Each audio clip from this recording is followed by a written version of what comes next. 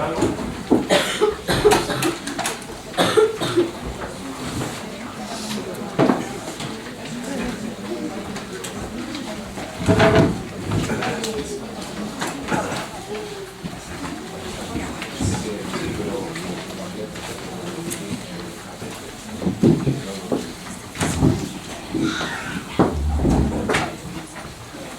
Buenos días. Es mi privilegio estar aquí en esta mañana y realmente así es un tremendo privilegio, un honor. Yo sé que no cualquiera viene aquí y sube a este púlpito y predica. Hola, Rebeca, no sabía que venías. El resto más o menos lo sabía, pero aquí no te he visto la lista. Muy bien. Y pues solamente daros las gracias por venir. Espero que tengamos un día bueno en la palabra del Señor, que podamos aprender de este libro. ¿Te puedo interrumpir? ¿Preferís con luz o sin luz? Sí. ¿Está mejor así? ¿Podéis ver mejor la pantalla? ¿Sí? Bueno. Y bueno, pues que tengamos un excelente día en la palabra del Señor durante cada uno de los estudios. La idea, como sabéis, es que vamos a tratar hasta que esté, y entonces en el mes de mayo, Dios mediante, vuelvo a venir y hacemos el resto del libro. La parte buena es que si no te gusta ahora, pues ya luego no vienes. Entonces ya está, ya sabes lo que hay, es lo mejor, porque así a veces vienes a un instituto bíblico intensivo y dices, este predicador no sé si me va a gustar, no me va a gustar. Bueno, ya el próximo lo tienes clarísimo, ya sabes que si no te gusta ahora, ya el próximo va a ser igual de malo. Entonces ya está, vale. Muy bien, pues vamos a abrir nuestras Biblias entonces al libro de Jueces, por favor.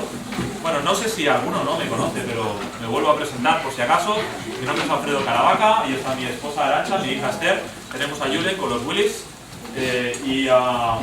Bueno, venimos de la iglesia de Sardañola del Vallés, eso está a unos 12 kilómetros de Barcelona. No soy el pastor de la iglesia y servimos allí al Señor en lo que podemos, en lo que el Señor nos da para hacer, ya sea predicar, o ya sea pues a la escuela dominical o lo que sea que tengamos.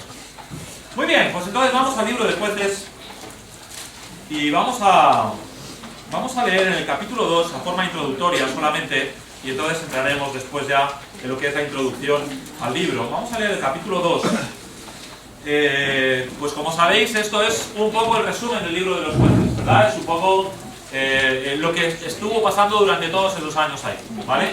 Entonces, versículo 11, capítulo 2, versículo 11, Jueces 2, 11, dice así: Después, los hijos de Israel hicieron lo malo ante los ojos de Jehová, casi desde el 10. Dice, y toda aquella generación también fue reunida a sus padres, y se levantó después de ellos otra generación que no conocía a Jehová, de la obra que él había hecho por Israel. Cuando dice después de ellos, está refiriendo a Josué, cuando después de la muerte de Josué, y a los ancianos que le sobrevinieron, los que más o menos estaban gobernando con él. Y entonces, después de esto, después de que muriera Josué, los ancianos que gobernaban con él, dice, después, los hijos de Israel hicieron lo malo ante los ojos de Jehová, y sirvieron a los Baales. Dejaron a Jehová, el Dios de sus padres, que los había sacado de tierra de Egipto, y se fueron tras otros dioses, los dioses de los pueblos que estaban en sus alrededores, a los cuales adoraron y provocaron a ira a Jehová. Y dejaron a Jehová y adoraron a Baal y a Astaroth. Y se encendió contra Israel el furor de Jehová, el cual los entregó en mano de robadores, que los despojaron y los vendió, y no pudieron ya hacer frente a sus enemigos.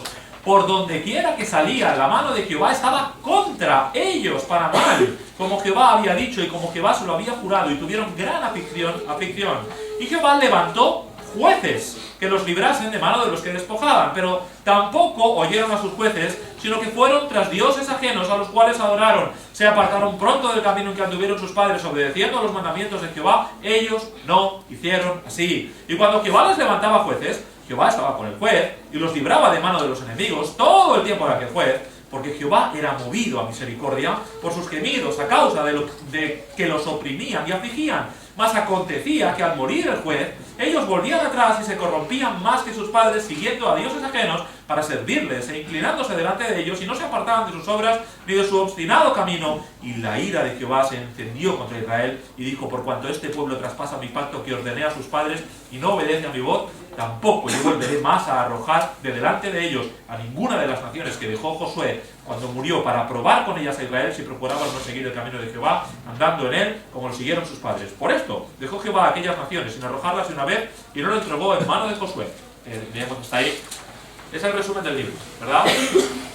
Es un desastre.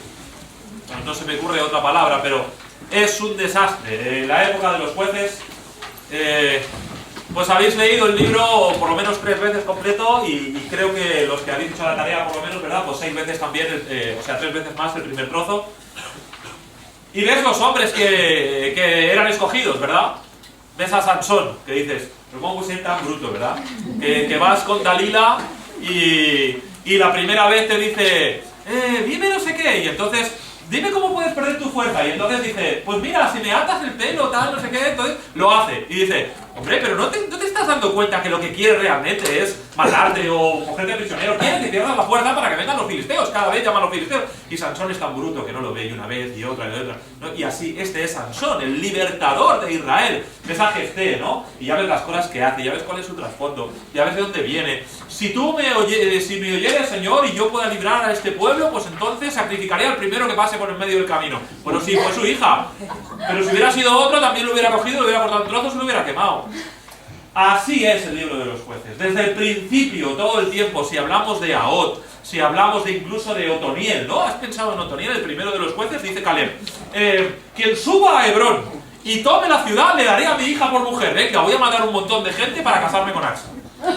¿Sí o no? Es así, todo el libro, el primero de los reyes que cogen y dice que cortaron los pulgares de sus manos y de sus pies. Y aquel rey dice, sí, yo he hecho lo mismo con 70 reyes. ¡Wow! Todo es sangre, todo es muerte, todo es soluciones a parches, todo es problemas y es la debilidad del hombre y el poder de Dios. Por eso escogimos la canción que acabamos de cantar, porque hay un trocito pequeño que dice eres mi protector, llenas mi corazón, confiaré en ti, el débil dirá, fuerte soy, con poder de Dios. Y eso es lo que yo quisiera que nos lleváramos todos en el día de hoy. El débil dirá, fuerte soy, con poder del Señor. Porque si el Señor pudo fortalecer a Sansón, pudo fortalecer a Jefté, pudo fortalecer a Gedeón, del cual se dice, varón esforzado y valiente. ¿Dónde estaba? Escondido allí aventando el trigo. Yo no veo el valor de Gedeón por ningún sitio. Al principio de su historia. Luego sí, ¿verdad? Pero si el Señor pudo fortalecer a esos hombres, a Débora, a toda esa gente que escogió para liberar a su pueblo, pues el Señor también puede fortalecer a lo vil y lo menospreciable de este mundo, que somos tú y yo. A lo inútil de este mundo, que somos tú y yo, ¿verdad? ¿Recuerdas, verdad, que dice que a lo vil de este mundo escogió Dios, y a lo menospreciable de este mundo y a lo que no es, y eso somos tú y yo?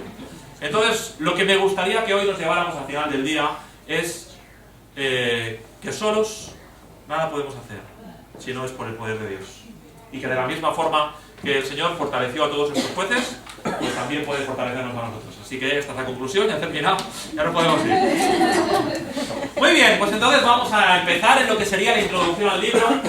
Para algunos esta parte es un poco pesada, a mí es de las que más me gusta, siempre ver si esto funciona, no sé si se va, si no va, a ver, ahí, ¿vale? Entonces lo que sería la introducción al libro, entonces vamos a hablar primero de lo que es el título, y ahora las primeras hojas que vosotros tenéis en vuestro cuaderno son idénticas a mis notas, idénticas, ¿vale? Lo mismo que tenéis vosotros es lo que tengo yo, así que incluso en algún momento vamos a usar mano y vamos a leer alguna de las cosas que pone ahí.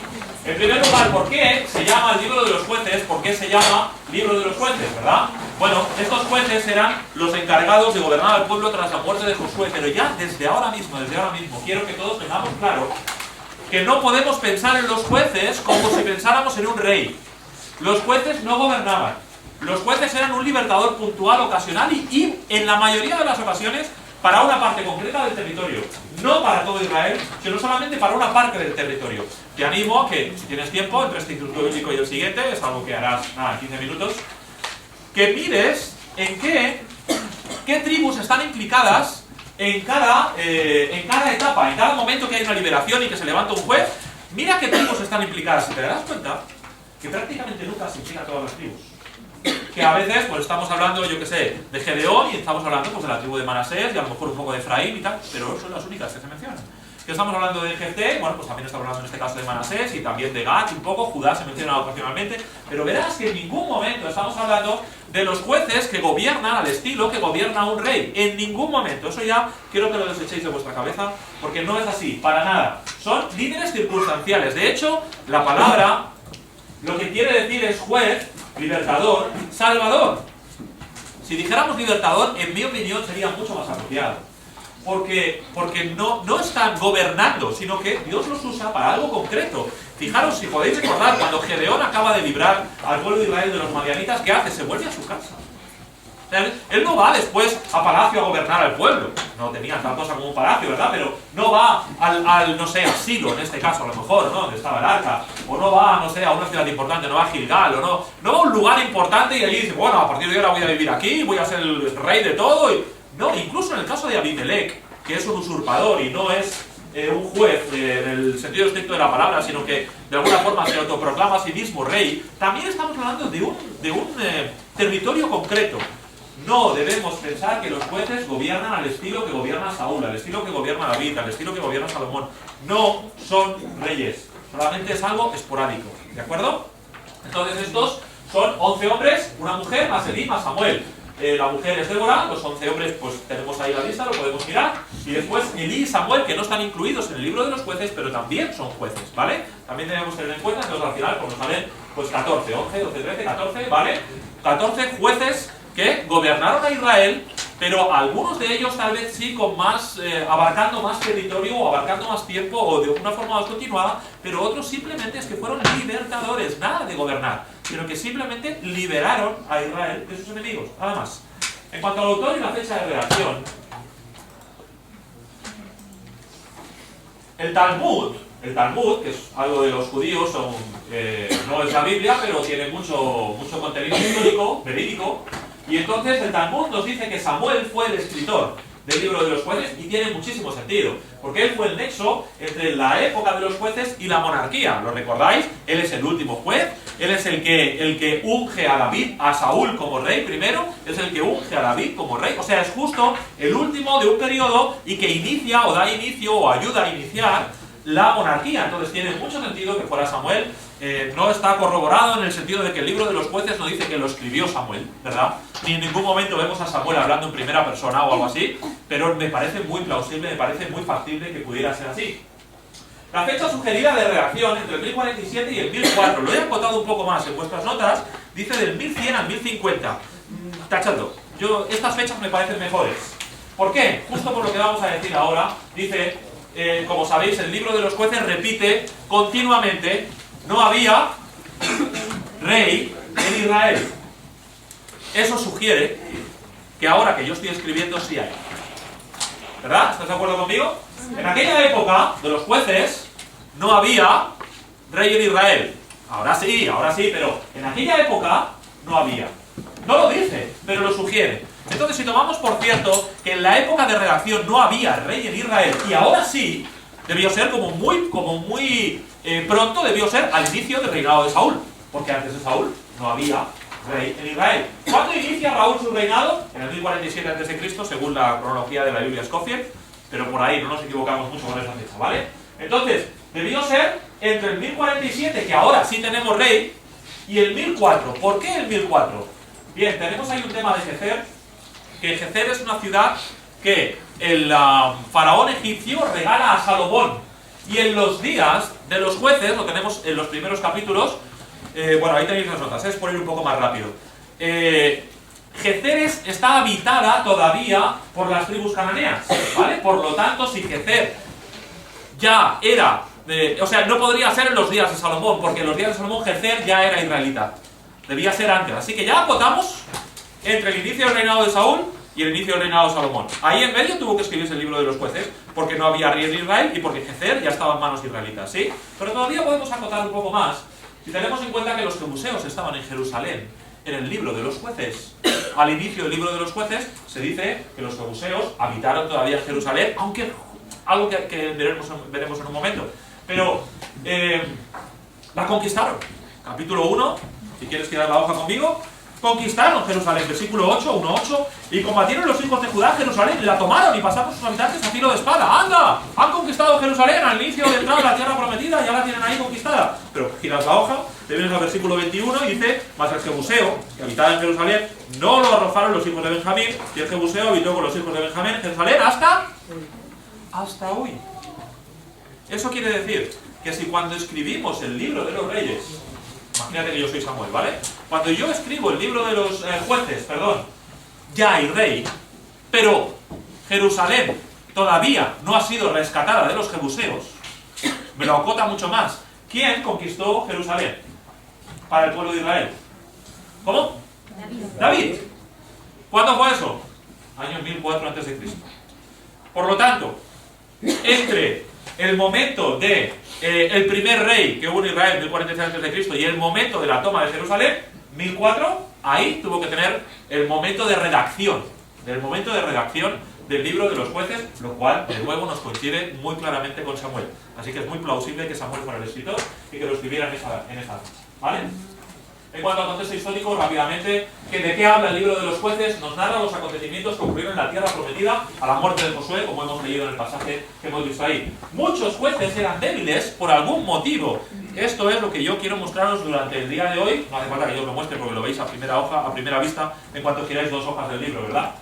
Ahod, se nos dice que era zurdo, pero como veremos en un momento, ser zurdo no, obviamente no es una debilidad, pero parece ser que el problema venía no solamente de que era zurdo, sino que era incapacitado de la mano derecha. Y por eso usaba la izquierda. Así que en ese sentido sería débil. ¿Qué más? Samgar, el cual nos dice que mató a no sé cuántos filisteos con un palo de atizarle los bueyes. ¿Vale? Débora. No tengo nada en contra de esto, ¿vale? Y entenderme bien, pero no es habitual que una mujer esté gobernando a Israel. En ese sentido, sexo débil. Nada que decir de esto, ¿eh? Pero hay debilidades en los jueces. Jefté, ¿qué os tengo que decir de Jefté? ¿Verdad? ¿Qué os tengo que decir? Gedeón, Sansón, todos tenían debilidades claramente marcadas, ¿sí? Entonces, en cuanto al contexto histórico, tengamos en cuenta, como ya sabéis, que no había rey en Israel. Tengamos en cuenta también que cada uno hacía como bien le parecía. Esto es un riesgo tremendo, ¿verdad? Aquí Pablo Iglesias sería feliz. Cada uno hacía como bien le parecía, cada uno que haga lo que quiera y ya está, ¿verdad? Y punto. Fíjate, ¿no? Qué desastre, ¿no? En cuanto no hay ley, en cuanto no haya nadie que seguir, el pueblo acaba, no sé, por ejemplo, matando a una tribu entera, ¿no? La tribu de Benjamín, al final del libro, que casi la exterminan, ¿no? Y entonces, esto va para el siguiente instituto, ¿no? Pero se les ocurre una idea fantástica, ¿eh? Dicen, mira, vamos a hacer una cosa, que vengan los de Benjamín, los pocos que quedan, y como no tenemos mujeres suficientes para ellos, que vengan y secuestren unas cuantas mujeres que vengan aquí a la fiesta y se las lleven ellos. Ah, vale, vamos a hacer eso. Claro, es que lo leemos, pero eso es lo que dice.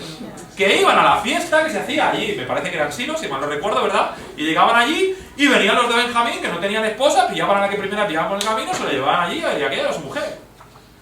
Es una barbaridad, ¿verdad? Porque cada uno hacía lo que bien le parecía. Y si había la suerte, o por ejemplo el capítulo de Micaía, el capítulo 17, ¿no?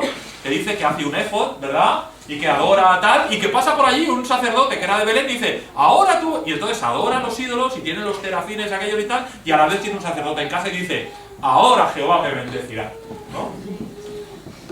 Cada uno hacía lo que bien le parecía, un desastre completo.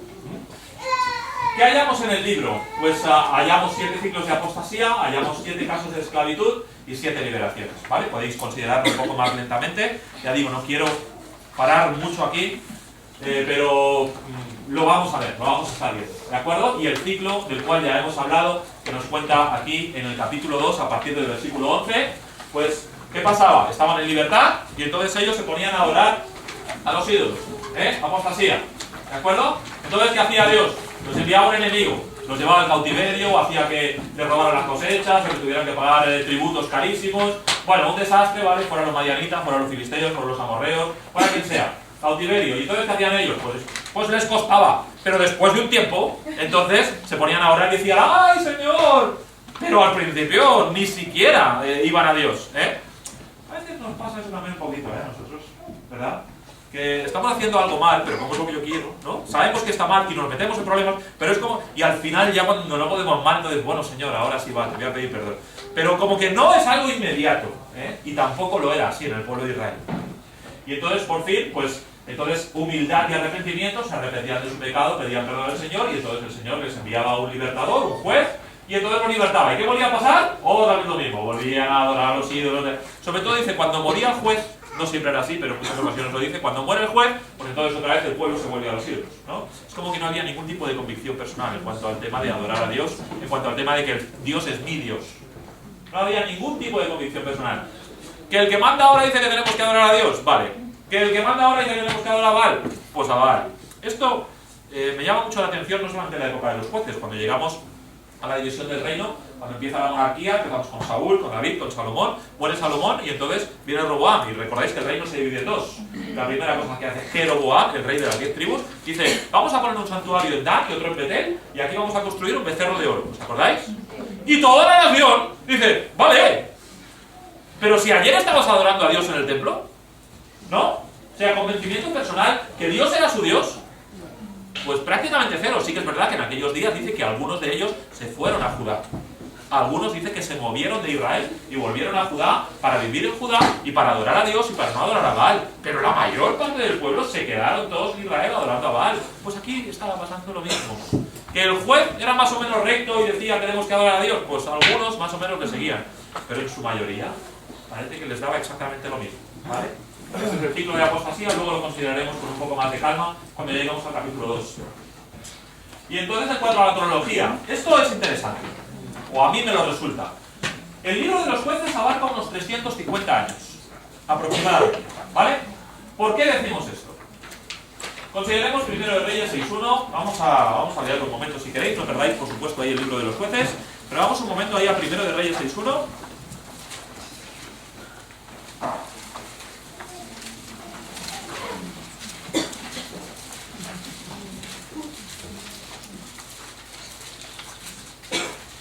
Primero de Reyes, capítulo 6, versículo 1, nos da un dato, una datación muy concreta, ¿vale? Y nos dice, en el año 480, después que los hijos de Israel salieron de Egipto, es decir, habían transcurrido ¿cuántos años desde el Éxodo? 480 años en este momento. ¿Y ese momento cuál es? Es el cuarto año del principio del reinado de Salomón sobre Israel. En el mes Tiv, que es el mes segundo, comenzó él a edificar la casa de Jehová, ¿vale? Entonces, en cuanto a este dato no tenemos mucha duda. Si traducimos este dato cronológico que nos da, llegamos a que este año que nos está mencionado aquí es el año 967 a.C. Es decir, serían el 904 más, pues sería el 971 a.C., pero si tiramos el inicio del reinado de Salomón, que son 4 años menos, ¿vale? Aquí Salomón ya llevaba 4 años, nos colocamos en el 967 a.C. Ahí es el inicio del reinado de Salomón. Y nos dice que 480, he dicho Salomón, ¿verdad?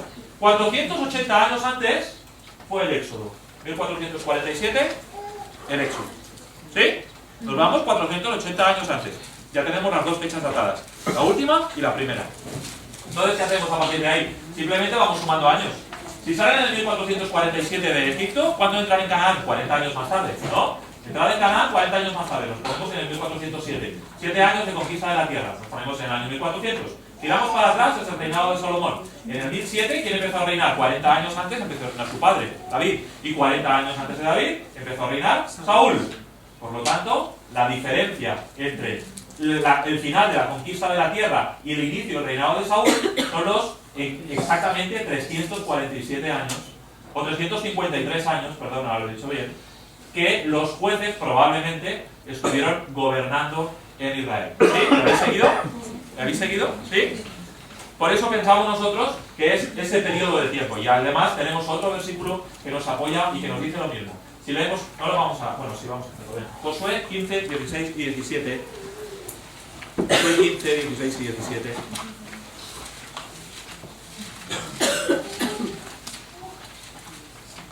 Josué 15, 16 y 17 dice: y dijo Caleb al que atacare a Kiriat Sefer y la tomare, yo le daré mi hija Axa por mujer. Y la tomó Otoniel, hijo de Cenar, hermano de Caleb, y él le dio su hija Axa por mujer. Sabemos nosotros, por el otro pasaje paralelo que tenemos ahí en Jueces 1, 12, 13, que esto da inicio al periodo de los jueces. Lo tenemos en Jueces capítulo 1, y es la primera cosa que se hace en el territorio de Israel, habiendo ya muerto Josué, habiendo ya muerto los ancianos, el primero, y es el primer juez Otoniel, ¿vale? Entonces sabemos que esto da inicio al periodo de los jueces. Entonces, volvemos a lo de antes. Sabemos que en el 1447 es el Éxodo, ¿verdad? Sabemos que estuvieron en Cades Barnea 2 años, tardaron 2 años en llegar a Cades Barnea, donde tienen el problema de de los 12 espías, os recordáis todo eso, ¿verdad? Y entonces llegan a Canaán 38 años después, Caleb ya tiene 78 años, y otra vez nos ponemos en el mismo año, en el 1400, Caleb pide Hebrón, Caleb ya tiene 85 años en este punto, la conquista de Hebrón, el inicio de la época de los jueces. Entonces, sea que tomamos un versículo o que tomemos el otro, llegamos al final al mismo punto, que más o menos la época de los jueces dura unos 350 años. Ahora bien, de repente, decimos, si vas a la tabla esa que tenéis aquí al lado, ¿vale? Vas a la tabla y dices, vamos a ver, pero si la época de los jueces dura 350 años, entonces yo sumo. Otoniel estuvo 8 años gobernando y después de 8 años hubo 40 años... Bueno, los israelitas en los días de Otoniel estuvieron 8 años oprimidos. Y después de eso hubo 40 años de paz, después de la liberación de Otoniel, ¿vale? Ya tengo 48 años. Entonces después de eso le sumo los 18 años de opresión y los 80 años de descanso que hubo en los días de Ahod. No sé, en los días de Sangar, cómo funcionó el tema, cuánto tiempo de opresión hubo bajo los filisteos y cuánto tiempo hubo de descanso, así que esa cifra no la puedo sumar. Después hago lo mismo con Débora, total, sumo todos los años de opresión que tengo noticia, sumo todos los años de gobierno de los jueces que tengo noticia y todos los años de descanso, hay 3 periodos, ¿verdad? Opresión, gobierno del juez y descanso, lo sumo todo y además le tengo que sumar el periodo de Elí y el periodo de Samuel y al final me voy a 482 años por lo menos. Si tú dices, Alfredo, me acaba de decir que el periodo de los jueces fueron 350 años. ¿Cómo nos vamos a 482? Porque gobernaron simultáneamente. Porque sus, entre comillas, gobiernos se solapan. Es decir, mientras que Elí todavía estaba pues siendo el juez de Israel de alguna forma, Sansón estaba matando filisteos. Se solapan sus gobiernos, ¿sí? Mientras que Otoniel está siendo el primer juez, probablemente es el momento en el cual los danitas suben hasta el norte del país y conquistan la ciudad de Dan, ¿sí? Entonces, se solapan, porque no hay otra forma de entenderlo, y para que veáis que la idea no es mía, ¿vale? Tú vas por internet, aunque está en inglés aquí, pero tú puedes ver esto, ¿vale? Aquí hay alguien, este señor Steve Root, ¿vale? Que ha colocado pues, a Otoniel el primero, y a la vez el tema de Dan, ¿lo veis? Dan, ¿vale? Va hasta Efraín, etcétera, ¿vale? Y entonces aquí me coloca a Ahod. Y esto, también coloca aquí la historia de Ruth y Noemí, que es una historia que pasa en el tiempo de los jueces.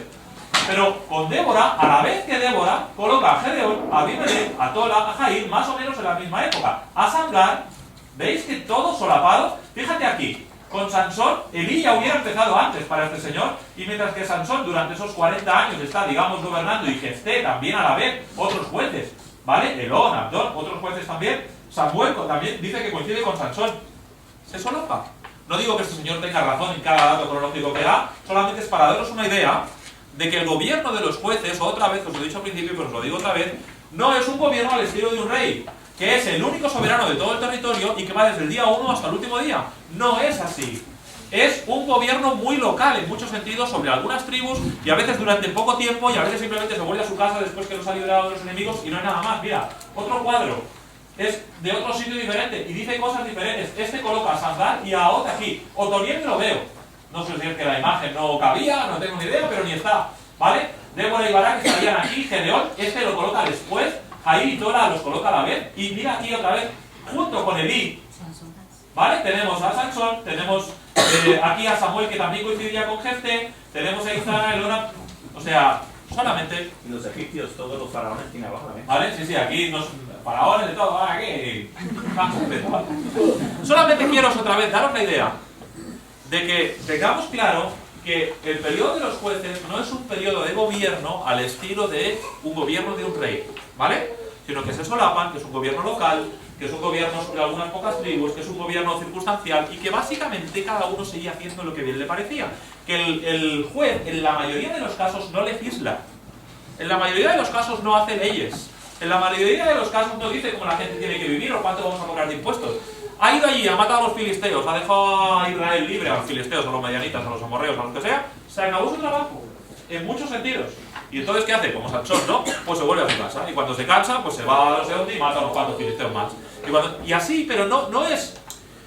Fíjate que ni siquiera, os lo digo, ni siquiera en las batallas aparecen todas las tribus, ni parte de ellas. Tal vez tenemos una excepción a esto con Débora.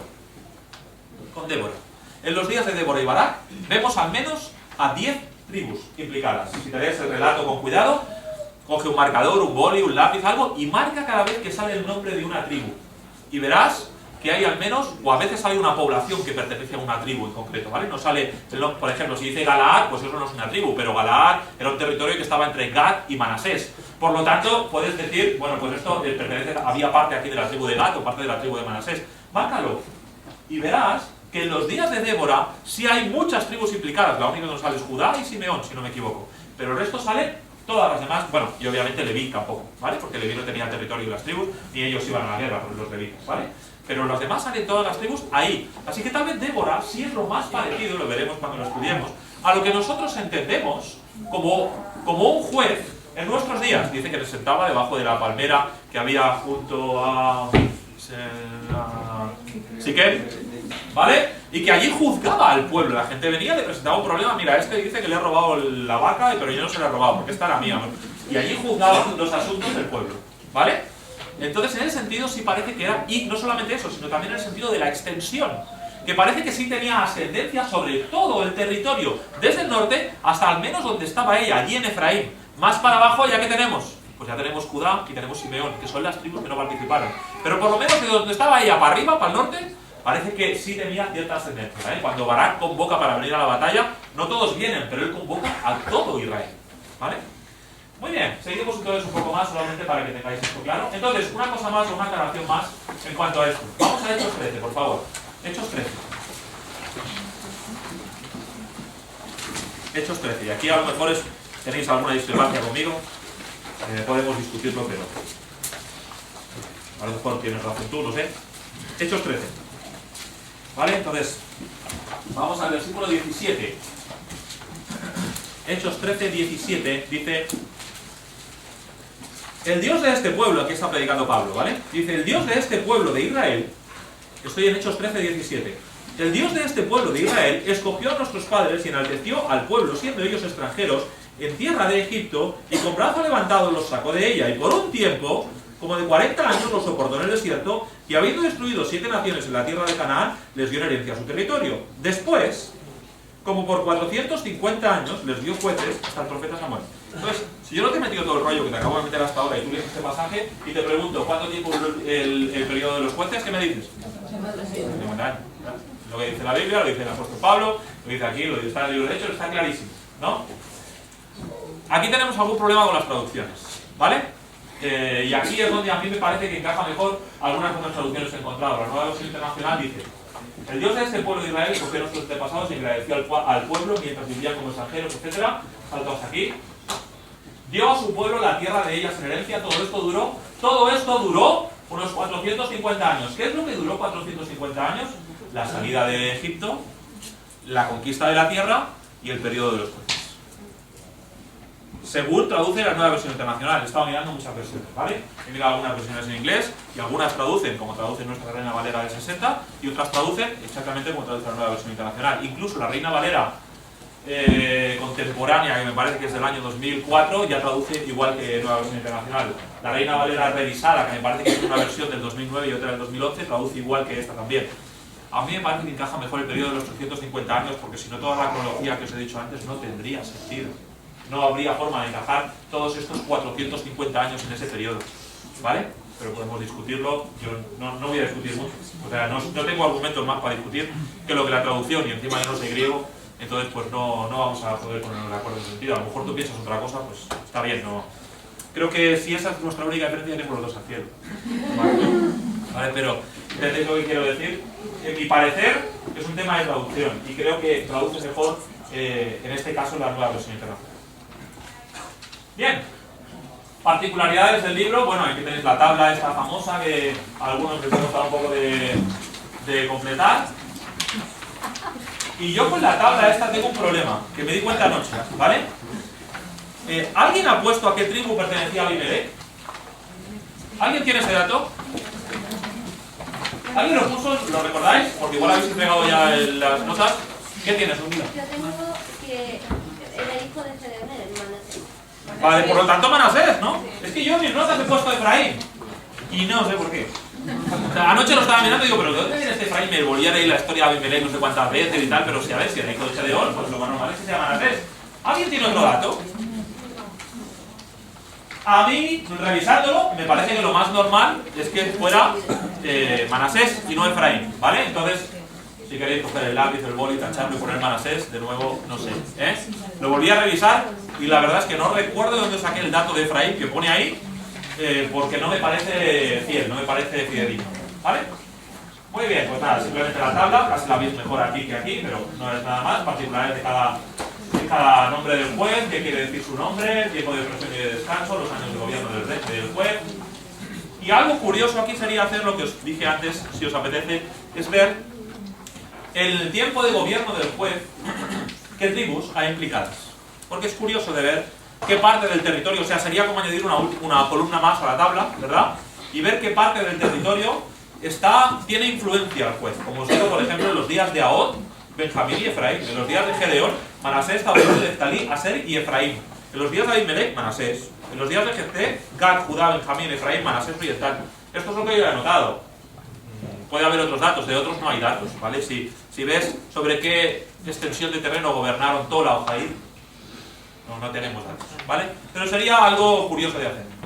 Muy bien, pues todo esto es lo que sería la introducción al libro. Pero entonces ahora vamos a ver la introducción del libro. Porque como habéis observado, el primer juez lo encontramos ¿en qué capítulo? ¿En qué capítulo encontramos la historia de Otoniel? Venga, va. 3, ¿vale? Entonces, el mismo libro de jueces tiene una introducción. El libro de jueces no empieza, Otoniel fue el primer juez. Pam, pam, pam, pam. No, sino que hay algo previo, ¿verdad? Entonces, vamos a estar hablando de lo que nos queda ahora hasta las 10:30, ¿verdad, Andrés? ¿10:30? Vale. Pues lo que nos queda hasta las 10:30, entonces vamos a estar hablando de lo que es la introducción del libro, no al libro, que eso es lo que hemos hecho hasta ahora, los datos y todo eso y tal, que no está en la escritura, pero entonces ahora sí vamos a ir a lo que sería la introducción del libro. Así pues, Jueces, capítulo 1, versículo 1. Jueces 1:1. Empieza con, bueno, tenemos aquí el bosquejo, que no os lo he puesto, pero aquí es que realmente solamente están los 3 puntos grandes.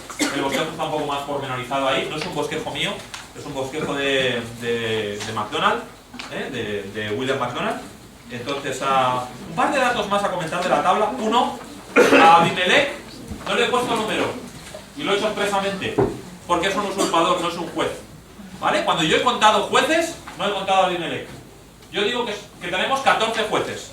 11 hombres, una mujer, Elí y Samuel, posteriormente o fuera del libro de los jueces, ¿vale? Y Abimelech está en ese periodo y lo vamos a estudiar, porque está en el libro de los jueces y hemos venido a estudiar el libro de los jueces, pero no es un juez, ¿vale? Es un usurpador que además ni siquiera se autoproclamó juez, se autoproclamó rey, matando a 70 de sus hermanos, sí, otra cosa de esas del libro de los jueces, así sencillo, ¿vale? ¿Qué más? ¿Veis que Nifzán, y ya lo veremos, pero he puesto que era de Belén? Pero he puesto que era de Judá o de Zabulón, porque hay 2 Belenes. Y yo no tenía ni idea de esto hasta que no me puse a estudiar el libro de los jueces. Para mí Belén siempre es Belén Éfrata, pequeña entre las naciones de Judá, ¿verdad? Judá. Pero nunca yo había considerado que había otra población que también se llamaba Belén en Zabulón. Ya veo que algunos de vosotros sí, fantástico, porque yo no tenía ni idea hasta que no me puse a estudiar esto. Y por último tenéis ahí otro pie de página, como digo, que este comentario no es mío, sino que es del señor William McDonald, del comentario del Antiguo Testamento. ¿Vale? Muy bien, pues entonces entramos ahora sí en lo que sería el pasado y el futuro. Es como he venido a llamar esta sección de introducción, porque porque nos habla un poco de lo que ocurrió en el pasado, nos refiere a los días todavía, a los últimos días de Josué, ¿verdad? Y luego nos habla de lo que va a ser en el futuro. El capítulo 2, como ya hemos leído, nos dice cómo es el ciclo de los jueces cada vez, una vez y otra y otra. Entonces nos refiere a lo que es el pasado y a lo que es el futuro, pero repito una vez más que los términos y las palabras y el bosquejo no es mío, ¿vale? Entonces simplemente usé lo que el señor McDonald ya había hecho anteriormente, ¿vale? Muy bien, pues entonces la primera cosa que vamos a ver es mirando al pasado y las acciones de Judá y de Simeón. Y mira bien, porque Simeón no vuelve a aparecer en todo el libro. Y Judá, un poquito de rasqui. Pero son dos tribus que aparecen curiosamente aquí en el primer capítulo, se nos dice cómo hicieron para empezar a conquistar la tierra y para tomar parte de su territorio, pero luego Simeón desaparece del libro, pero del todo, no se menciona ni una sola vez más en el libro. Y Judá se menciona en referencia a Sansón, si lo recordáis, que Sansón, los filisteos presionan a los hombres de Judá para que vayan a buscar a Sansón, y van, ¿cuántos van? 1000, 3000, no me acuerdo, ¿verdad? Un montón allí a buscar a Sansón. Oye, que nos han dicho los filisteos que tenemos que capturarte y que tenemos que llevarte prisionero, ¿lo recordáis? Y entonces Sansón dice, bueno, vale, pues voy, que es aquella vez que le atan y le llevan hasta Gaza, ¿lo recordáis, verdad? Y luego la tribu de Judá aparece ocasionalmente en alguna de las batallas, por ejemplo en la de Débora, pero ocasionalmente, y también se nos dice que habían llegado, o sea que los madianitas habían llegado incluso hasta Gaza. Gaza está en la costa, era territorio filisteo, habían llegado, habían cruzado todo Gad, habían atravesado el Jordán, habían pasado por Simeón, por Efraín, habían llegado a Judá y hasta abajo de Judá, y se nos menciona Judá, pero Judá prácticamente tampoco vuelve a aparecer en todo el libro. Entonces, para algo que dice de Judá y Simeón, vamos a ver qué dice, ¿no? Muy bien, venga, versículo 1, capítulo 1 dice: aconteció, después de la muerte de Josué, que los hijos de Israel consultaron a Jehová diciendo: ¿quién de nosotros subirá primero a pelear? Y Jehová respondió: Judá subirá, he aquí que yo he entregado la tierra en sus manos. Y Judá dijo a Simeón, su hermano: sube conmigo al territorio que se me ha adjudicado y peleemos contra el cananeo, y yo también iré con él al tuyo. Y Simeón fue con él. Y subió Judá, y Jehová entregó en sus manos al cananeo y al fereceo, e hirieron de ellos en Bezec a 10.000 hombres. Y hallaron a Adoní-Bezec en Bezec, y pelearon contra él, y derrotaron al cananeo y al fereceo. Mas Adoní-Bezec huyó, y le siguieron, y le prendieron, y le cortaron los pulgares de las manos y de los pies. Entonces dijo Adoní-Bezec: 70 reyes cortados los pulgares de sus manos y de sus pies, recogían las migajas debajo de mi mesa. Como yo hice, así me ha pagado Dios. Y le llevaron a Jerusalén, donde murió. La primera cosa que a mí me llama la atención de este pasaje es que consultaron a Jehová y les dio la victoria. Amén. Porque acuérdate que estamos en el libro de los jueces, y no era algo especialmente habitual que se pusieran a consultar a Jehová. Recuerdo al final del libro como los benjamitas, como el pueblo consulta y dice: ¿quién irá primero a pelear contra los benjamitas? Y entonces el sumo sacerdote, Finés, les dice que vaya primero la tribu de Judá. Otra de las veces que aparece Judá ahí mencionada, pero muy bien, ¿vale? Entonces, por lo menos consultaron. Se pusieron y consultaron a Dios. No es algo habitual en el libro de los jueces. Me pregunto yo si es algo habitual en nuestra vida, ¿verdad? Porque seguro que cuando te has comprado un piso has consultado al Señor, ¿vale? Eso es algo habitual. Cuando tenemos algo grande delante de nosotros, cuando tenemos algo que no sabemos por dónde tirar, cuando no tenemos dirección, cuando no sabemos qué hacer, cuando es una cuestión difícil, entonces decimos: Señor, ayúdame, dame dirección. Pero consultar a Dios en nuestra vida se debería convertir en algo cotidiano, para las cosas grandes y para las pequeñas. No solamente ir delante del Señor, que yo confío que todos nosotros, cuando tenemos un problema gordo o tenemos algo que no sabemos, pero que es de cierta envergadura, entonces sí, vamos y consultamos al Señor, ¿verdad? Pero también lo hacemos siempre en los detalles, en las cosas pequeñas. Entre comillas, aún, yo qué sé, consultamos al Señor con la ropa que me tengo que poner, porque al Señor le importa. Consultamos al Señor con, no sé, con las cosas pequeñas de la vida, ¿sí? Porque Dios quiere ser tu Dios por completo. No solamente en las cosas grandes, no solamente en las grandes decisiones Dios es tu Dios, también en las decisiones diarias, en las pequeñas. Si me matriculo de esta asignatura o si me matriculo de esta otra. No sé, cosas pequeñas. En si gasto este dinero, es poco dinero, pero si lo gasto en esto, lo gasto en esto otro. El Señor también quiere ser nuestro Dios en esas decisiones, ¿vale? Y tenemos que honrarle también en esas decisiones. Y por cierto, dice que consultaron a Jehová y que Jehová respondió. Josué no estaba, Moisés no estaba, los ancianos que sobrevivieron a Josué no estaban, pero Dios contestó. Y es algo fantástico que no necesitemos un mediador ni un superhombre de Dios para ir a consultar a Jehová y que Dios responda. Que no necesitemos nosotros un Josué en nuestra vida porque si no Dios no me va a escuchar. Que no necesitemos nosotros un Moisés en nuestra vida porque si no Dios no me va a escuchar. Que no necesitemos a alguien tan espiritual que camine con Dios todos los días, ¿verdad? Dice de Moisés que no se levantó otro siervo de Dios como él.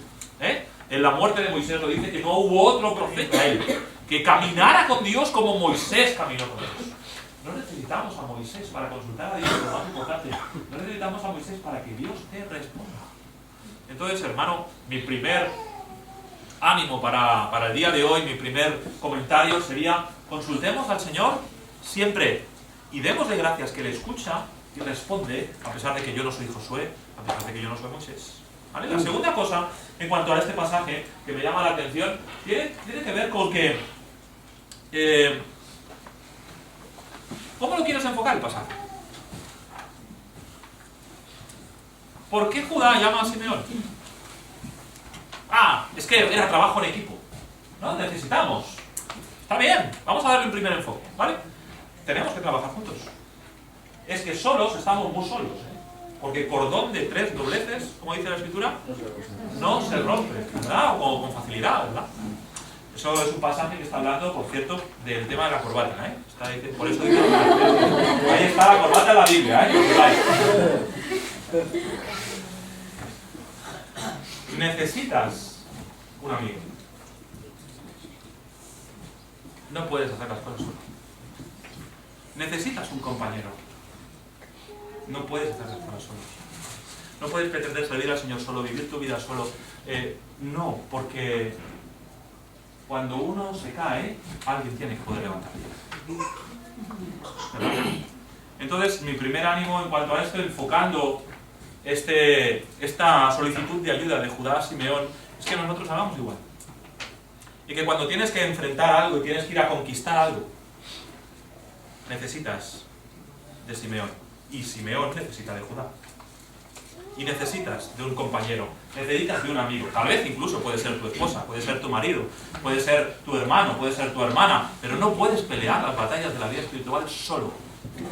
Porque solo estás muy solo. Y porque cuando tú tropieces, entonces necesitas a alguien que te anime, alguien que te levante, alguien que te vuelva a ayudar, alguien que te vuelva a dar una palmada en la espalda o a llorar con los que lloran y gozarse con los que se gozan. Entonces, si lo vemos el pasaje desde ese punto de vista, número 1, busca un amigo si no lo tienes, pero ya, porque lo necesitas. Y si lo tienes, no lo pierdas.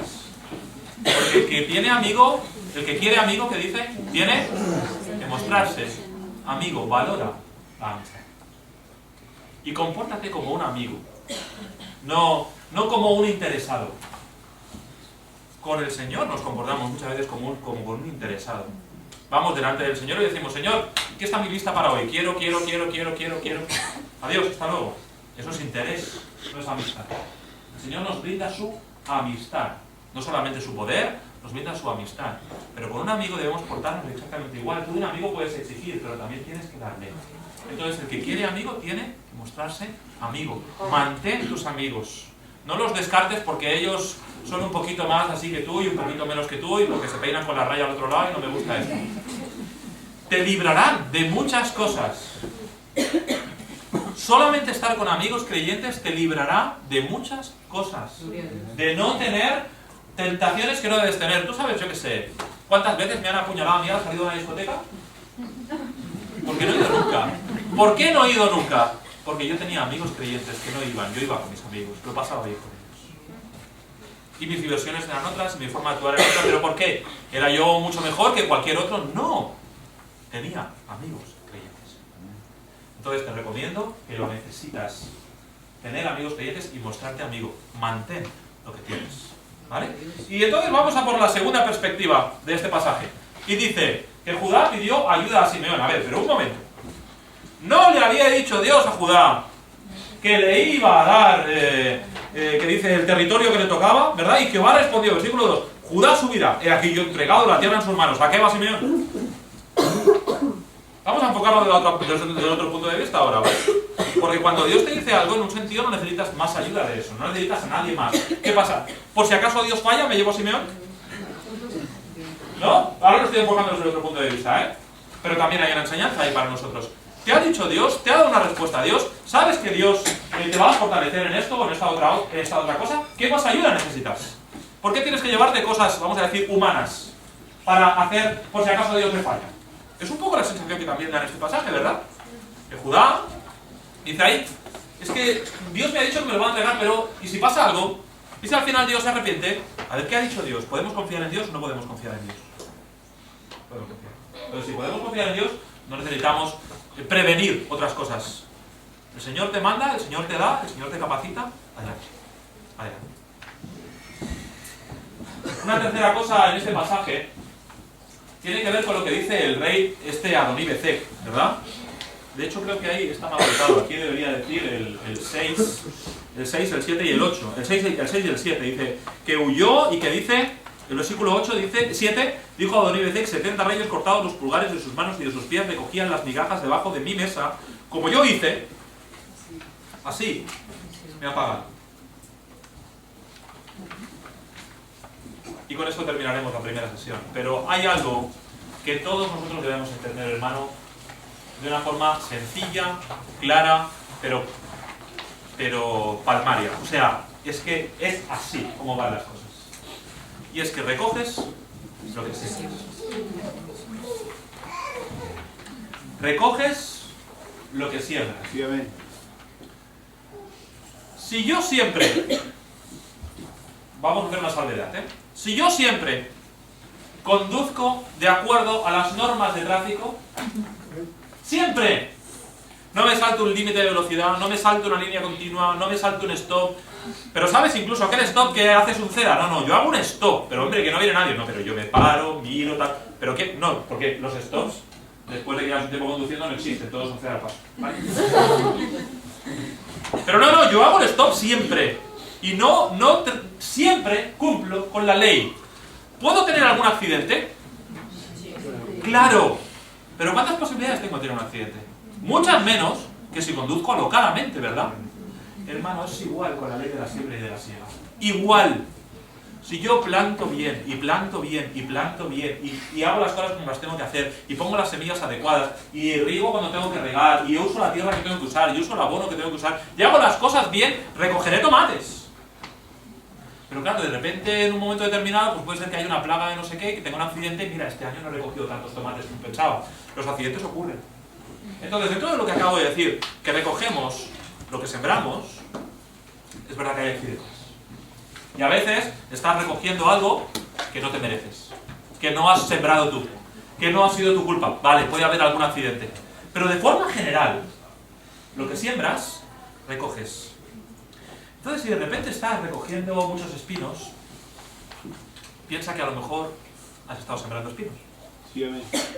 Si de repente estás recogiendo muchas dificultades, a lo mejor es que has sembrado tú para tener esas dificultades. Es que las decisiones que has tomado, lo que has hecho en tu vida, las personas con las que has estado, el lugar donde has ido, el trabajo que has decidido tener, no sé. Estás recogiendo exactamente lo que has sembrado. ¿Sí? ¿Y accidentes hay? Sí, hay accidentes, claro. Accidentes, no digo que no, estamos en un mundo de pecado, hay accidentes, pero debemos entender que de forma general, hermano, recogemos lo que sembramos. Por lo tanto, si estás recogiendo un fruto no deseado, primero mira para adentro, ¿vale? No te des la vuelta y digas, la culpa es del Señor, de mi hermano, del que está al lado del mío, del pastor. No, mira para adentro, número uno, porque normalmente recogemos lo que sembramos y a veces hay accidentes y te puede tocar pues un mal jefe en el trabajo, un mal pastor en la iglesia o cualquier otra cosa. Claro que puede ocurrir, ¿vale? O como digo, vas conduciendo y te puede tocar que alguien que va borracho le dé a tu coche. Accidentes ocurren, pero normalmente recogemos lo que sembramos. Y termino con una cosa más. Cuando nosotros recogemos la cosecha, nunca es algo inmediato. ¿Estás de acuerdo conmigo? Sí, amén. Claro, o sea, no existe tal cosa como que yo cojo una semilla de manzana, la tiro y le va a hacer ¡pam! Una manzana, venga, vamos para casa. ¿Verdad que no? Y además en el caso de un árbol, ¿verdad? Si hubiera hecho lechugas, pues igual en 4 o 5 meses tienes una lechuga ya, ¿no? Pero de repente en el caso de un árbol, pues igual tiene que pasar años hasta que yo puedo recoger el primer fruto, ¿verdad? Entonces, ¿qué quiere decir? Yo he estado sembrando mal, estoy recogiendo espinos, voy a empezar a sembrar bien. Siembro bien, recojo espinos. Claro, porque lleva un tiempo. Porque todavía estoy recogiendo lo que he sembrado mal antes. Entonces, dices, señores, que llevo una semana haciendo las cosas como tú me dices y las cosas me siguen yendo mal. Claro, es que han estado 3 años haciendo las cosas mal. Sigue recogiendo espinos. Entonces, todo lleva su proceso. Todo lleva su tiempo. ¿Sí? Uno no recoge los buenos frutos con 5 minutos de ser un buen cristiano.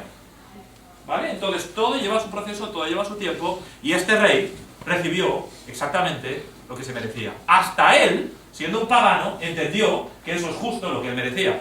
Entonces nosotros, para terminar esta primera sesión, debemos entender, hermano, que exactamente la mayoría de las ocasiones recogemos lo que sembramos. Por lo tanto, si estás recogiendo espinos, no mires para otro lado.